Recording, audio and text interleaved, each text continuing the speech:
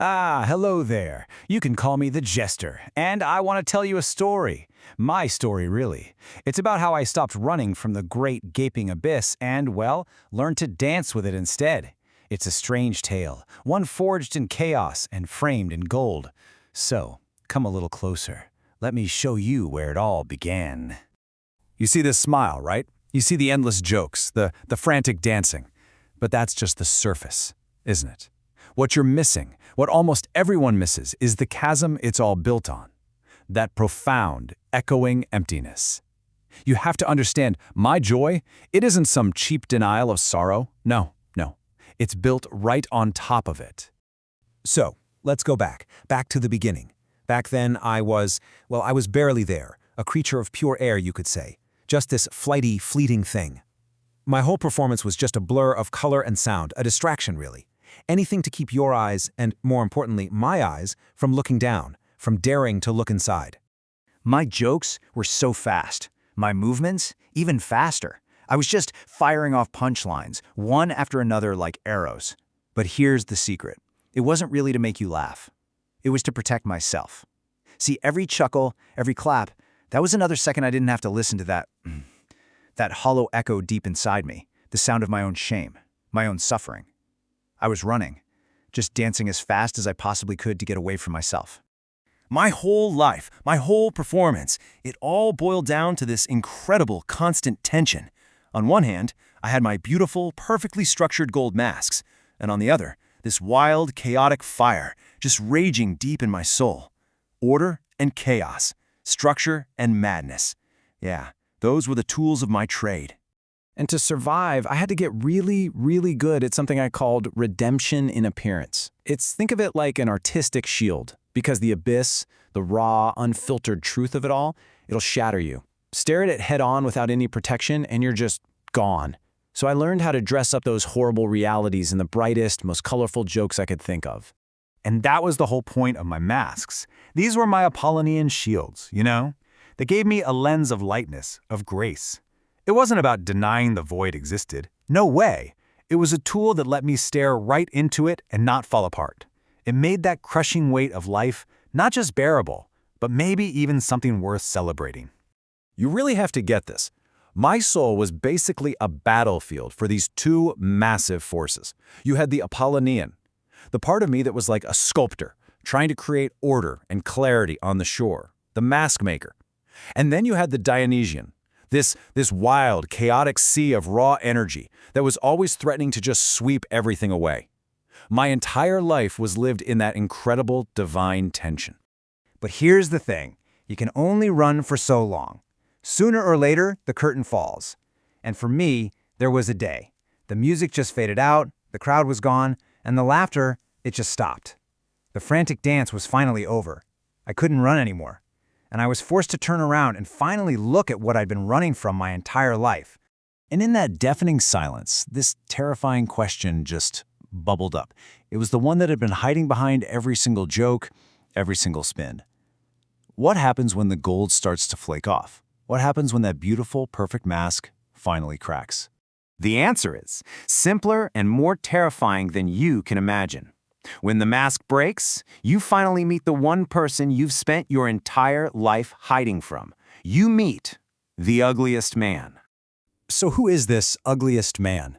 Well, he's everything I was afraid of. He's the embodiment of all that shame, all that suffering I tried to bury under the stage floorboards. He was my shadow. And oh, he had been waiting for me there in the dark for a very, very long time. And right there, in that moment of pure terror, I had a choice. I could run again and know that I'd be haunted forever, or I could stay. And you know what? I stayed. I stopped running. I decided to face the fire, to actually invite the darkness in and finally unite these warring parts of myself. It was time for an alchemical wedding. I call it the mystical marriage. It's this sacred union, bringing together my structured Apollonian masks with the wild, Dionysian energy of my shadow, of the ugliest man. It's that moment where your ego finally meets its own hidden dark depths, and instead of fighting, they become partners. That is how a jester finally becomes whole. And the process itself, it was like its own kind of alchemy. First, I stopped running. I faced him. Then I consciously dragged all that shame out of the dark and into the light. And the craziest thing happened. That spirit of gravity, that weight that was always crushing me, it became my anchor. It gave my dance substance. I finally learned how to laugh with my pain, instead of just laughing at it. And that, right there, that's the great secret of it all. The very thing that I thought would pull me down into the abyss for good, it actually became the foundation for my new strength. That weight gave me the friction, the grip that I needed for real grace. I wasn't just a creature of pure air anymore. For the first time, I felt the earth solid beneath my feet. So, from this marriage of tragedy and comedy, of air and earth, a whole new way of seeing the world was born. A philosophy that doesn't just put up with life, but screams yes to all of it, all its terrifying, chaotic beauty. I call it the philosophy of the great noon, that moment when the light of play is blindingly bright. I learned to say yes, and I mean a brave, loud, Dionysian yes to absolutely everything. Not just the good parts, not just the joy, the pain, too, the light and the shadow. I learned to see the whole chaotic mess, the golden masks, the blood-stained lilies, all of it as part of one single magnificent masterpiece. This became my creed, amor fati, the love of your fate. And look, this is not about just passively accepting whatever happens to you. No. It's an act of pure will. It's having the power to look back at every single scar, every single mistake. And instead of whimpering, you stand up and declare with the fire of a god, I willed it thus.